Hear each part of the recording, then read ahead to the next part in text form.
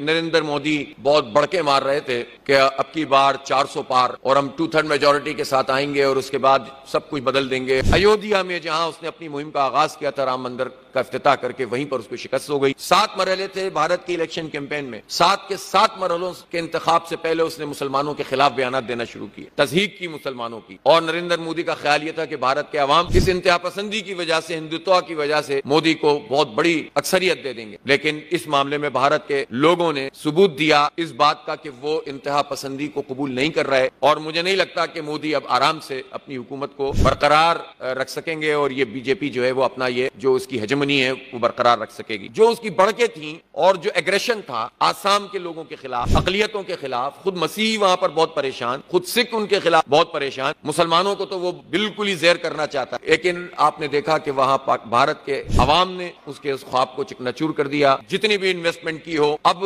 پوری دنیا میں ہم یہ رجحانات دیکھ رہے ہیں کہ خود اسرائیل اور صہیونیت کے خلاف نوجوان مغرب میں نکل کر کھڑے ہو کر احتجاج کر رہے ہیں۔ نیتن یاہو کو شکست اپنی خود اسرائیل میں نظر آ رہی ہے، جس کی وجہ سے وہ مزید کارروائیاں کر رہا ہے، اور یہی حال مودی کا ہے کہ یہ اپنی انتہا پسندانہ سوچ مزید بڑھاتے ہیں تاکہ ایک سیکٹر کو اپنا حامی بنا سکیں، نفرتیں پھیلا کر، دشمنیاں پھیلا کر، اور اس میں ان سب کو شکست ہو رہی ہے، اور انشاءاللہ مزید شکست ہوگی۔ لیکن اس میں پاکستان کیا کرے؟ پاکستان کو اپنا موقف مضبوط کرنے کی